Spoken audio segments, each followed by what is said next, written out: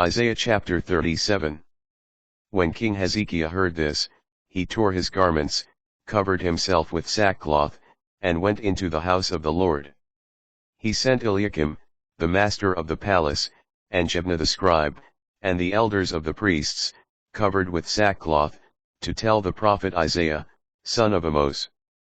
Thus says Hezekiah: A day of distress and rebuke. A day of disgrace is this day. Children are due to come forth, but the strength to give birth is lacking.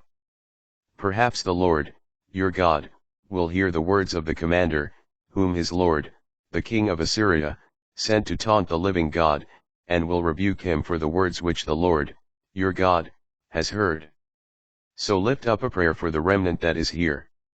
When the servants of King Hezekiah had come to Isaiah, he said to them, Tell this to your Lord, thus says the Lord, Do not be frightened by the words you have heard, by which the deputies of the king of Assyria have blasphemed me. I am putting in him such a spirit, that when he hears a report, he will return to his land.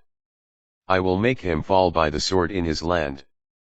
When the commander, on his return, heard that the king of Assyria had withdrawn from Lachish, he found him besieging Libnah.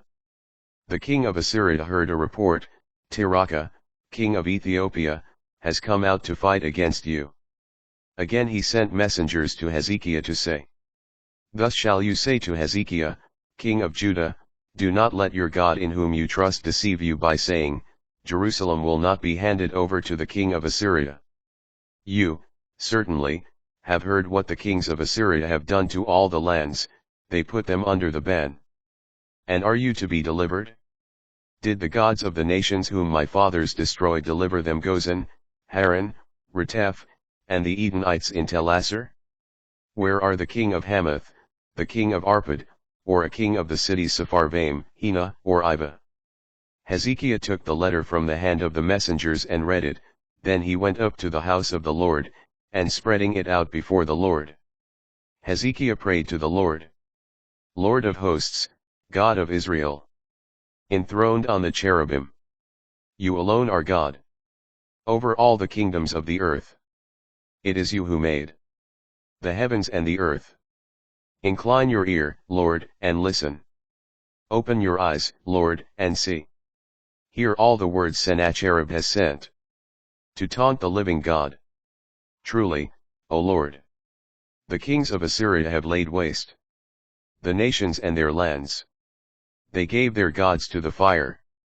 They were not gods at all, but the work of human hands. Wood and stone, they destroyed them.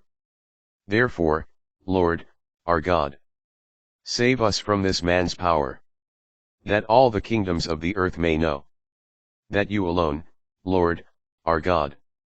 Then Isaiah, son of Amoz, sent this message to Hezekiah, Thus says the Lord, the God of Israel, to whom you have prayed concerning Sennacherib, king of Assyria, I have listened.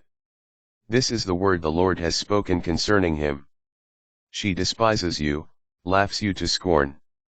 The virgin daughter Zion. Behind you she wags her head. Daughter Jerusalem. Whom have you insulted and blasphemed? At whom have you raised your voice, and lifted up your eyes on high?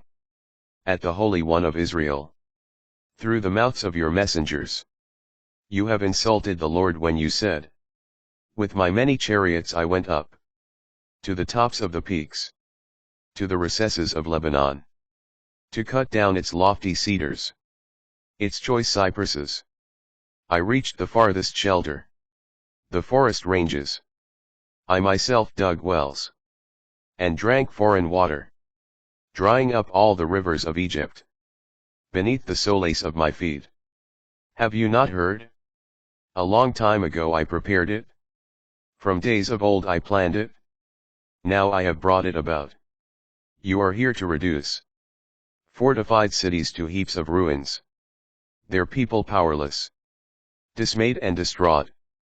They are plants of the field, green growth, thatch on the rooftops, grain scorched by the east wind.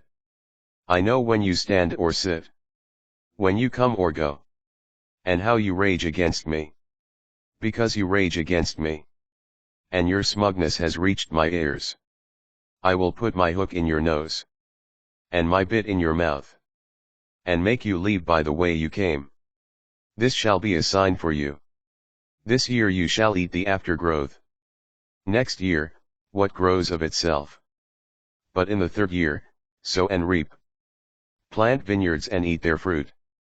The remaining survivors of the house of Judah shall again strike root below, and bear fruit above. For out of Jerusalem shall come a remnant, and from Mount Zion, survivors. The zeal of the Lord of hosts shall do this.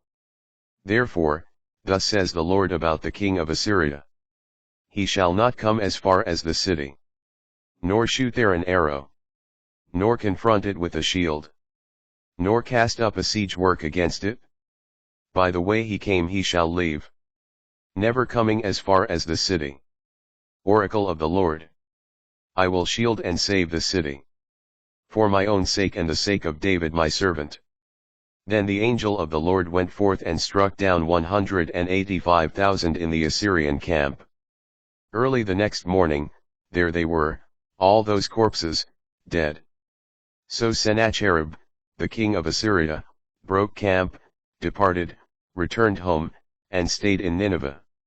When he was worshipping in the temple of his god Nisroch, his sons Adramelech and Sharezer struck him down with the sword and fled into the land of Ararat. His son Esarhaddon reigned in his place.